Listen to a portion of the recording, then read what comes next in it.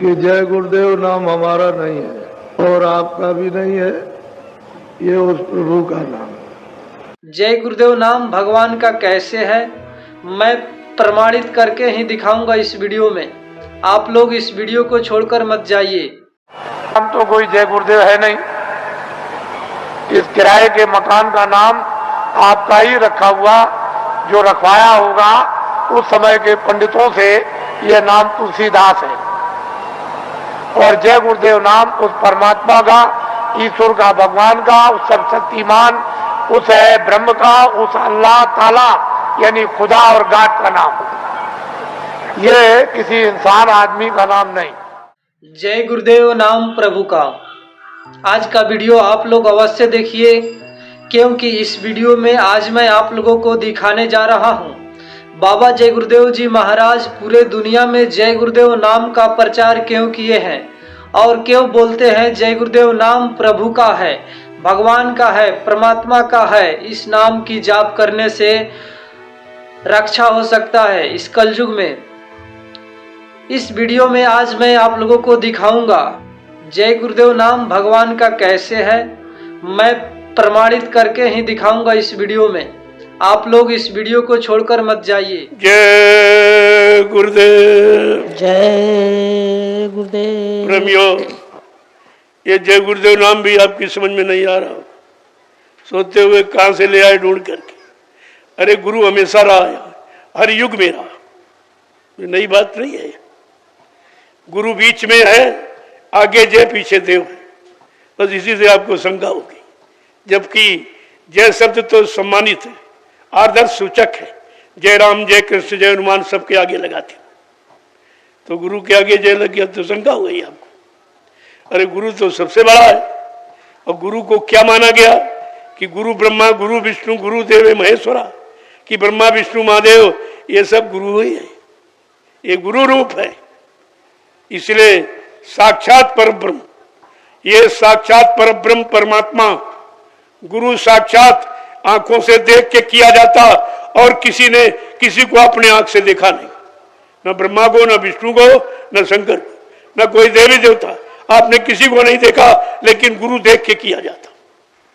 जो देखा वाला सच्चा है कि बिना देखे वाला सच्चा है, इतना भी नहीं जान पाए हो कि गुरु साक्षात परब्रह्म परमात्मा कहा, ब्रह्मा विष्णु शंकर ये गुरु के रूप है। लेकिन जो गुरु साक्षात यानी आपके सामने है, साक्षात परब्रह्म परमात्मा है, तस्मै श्री गुरुवे नमः, इसलिए गुरु को नमन है, ब्रह्मा विष्णु को नहीं, गुरु को नमन है। ब्रह्मा विष्णु तो गुरु के रूप है, और ये साक्षात गुरु है, और साक्षात परब्रह्म परमात्मा है, ये गुरु है साक्षात जो सामने है। बाकी इसको तो आपने देखा नहीं, जिसको देखा उसको मानते नहीं, जिसको नहीं देखा उसकी पूजा करते। मैंने कहा रे भाई, पूजा किसकी की जाती? पूजा माने सेवा, पुण्य जा, पुण्य के भाव, सेवा के दया के भाव, तो ये तो पूजा। और पूजा क्या है? लेकिन तुमने वो विचारों की पूजा तो समझी नहीं, और फूल पर अगरबत्ती लगाने को पूजा कहने लगी। जैसा वो वैसी पूजा, न उसको देखा न इसका लाभ जाना कि फूल चढ़ाने का क्या लाभ, फूल कहाँ चढ़ाना चाहिए। अरे जिसने तुम्हारी जीवात्मा को चढ़ा दिया, ऊपर के लोगों में पहुंचा दिया, चढ़ावा उसका होता है। यहाँ गुरु के सिवा और किसी का चढ़ावा है ही नहीं, और किसी को लेने का अधिकार भी नहीं। लेकिन ये बात कोई जानता नहीं, और जो बताने आते वो छिपा के रखते। ये बता देंगे तो दुकान उनकी बंद हो जाएगी। वो सत्य क्यों बताएंगे? वो सत्य कथा नहीं कही। एक पंडित जी थे, तो कथा बांधते थे, तो एक जगह कथा उन्होंने कही, तो जो वहाँ से करके चले तो रास्ते में कलजू महाराज मिल गए। कहते रहे महाराज कुछ हमारी भी कहो, हमारे यहाँ रह रहे हो, हमारे देश में हो, हमारी व्यवस्था में कुछ हमारी भी कहो। तो पंडित जी कहते नहीं भाई, मैं तो सत्य कथा कहूँगा, मैं झूठ नहीं कहूँ। कहना ठीक है, कोई बात नहीं। जब दूसरे गांव में कथा कही और रात को जब सो गए, तो कलयुग ने एक शराबी का वेश बनाया, एक शराब की बोतल ले आया और पंडित जी के सिराने रख दिया, सिराने। और पंडित जी सुबह उठे तो हर व्यक्ति का स्वभाव होता है कि पैरों की तरफ से बिस्तरा सिर की तरफ समेट देते। तो उस बोतल पर और बिस्तरा लद गया। अब पंडित जी जब मतलब दिशा मैदान होके आए, नहा धो के पूजा पाठ कर ली, तब कलयुग महाराज आ गए। कल पंडित जी वो पैसा जो बकाया कर आए थे, कल कहाँ? कल हमारी शराब की दुकान पर। तो गांव के लोग कहते, अरे ये तू क्या कह रहा है, ये तो कथा पढ़ते, ये कहीं शराब पीते। कहना भाई अगर हमारी बात झूठी मानते हो तो देखो इनकी सरेने बोतल रखी कि नहीं। और देखी गई, निकाला आई, पंडित पर मार पड़ने लगी। हाँ तारे दुष्ट कहीं के, या कथा सुनाता है और शराब पीता है। बहुत मार पड़ी।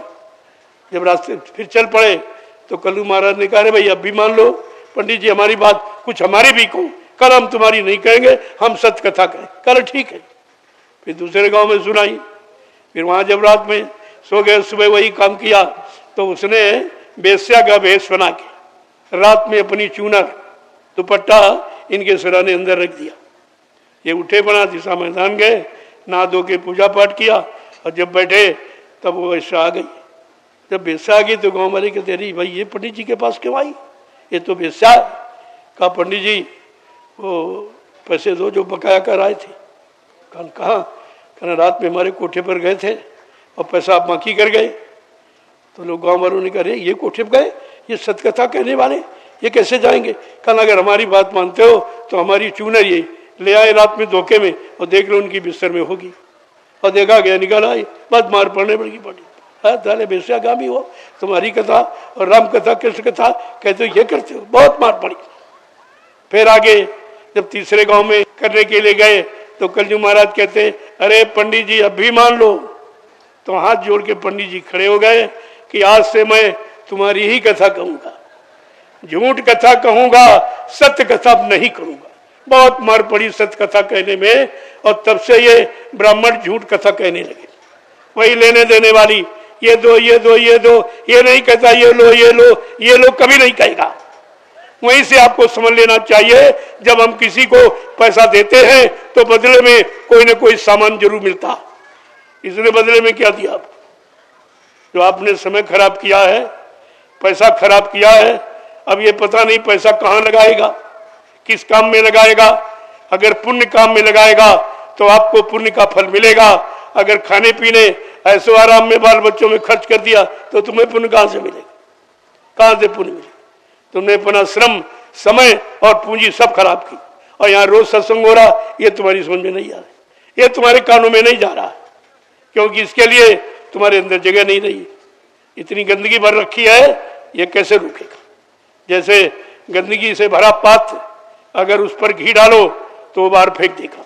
अब तुम ये कहो घी तो अच्छा है, ये रख नहीं रहा और गंदगी भरे है, तो गंदगी से खाली हो तब तो घी रुकेगा। अच्छी चीज जब रुकेगी, जब बुराई सब खत्म हो जाएगी। कुछ नहीं, न समझ में आता है और न समझ सकते हो, क्योंकि आपकी स्थिति विनाश की, विनाश की स्थिति है।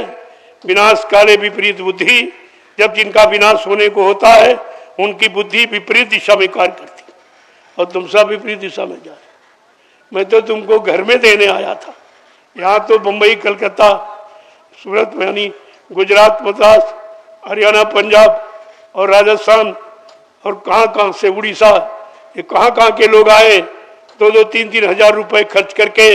ये भी देखकर तुम्हारे अंदर अकल नहीं आती कि ये पैसा खर्च करके आए, जरूर कुछ मिलता होगा, बगैर मिले यहाँ कौन आएगा? और तुम्हें तो मुफ्त में दिया जा रहा है और पलटी कर रहे हो। पलटी हो जाती इनको, विचारों को आज भी नहीं होता, अंदर जगह ही नहीं, अच्छे विचार रखने की, सोचने की इनके अंदर क्षमता है ही नहीं, तो ये सब करते। ये भी नहीं देते। कितना आदमी है किसी के पास?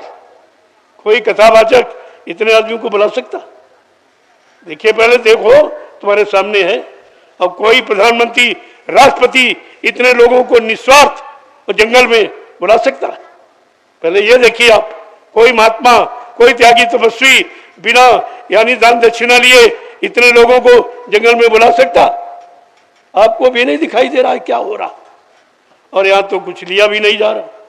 और वो सत्य कथा आपको सुनाई जाती जो तुम्हारे जीवन को बदल देगी, तुम्हारे जीवन को ही बदल देगी, तुम्हारे जीवन का बुरा रास्ता बदल देगी, बुरा खान पान बदल देगी, और नहीं तो कुदरत से बदला दिया जाएगा।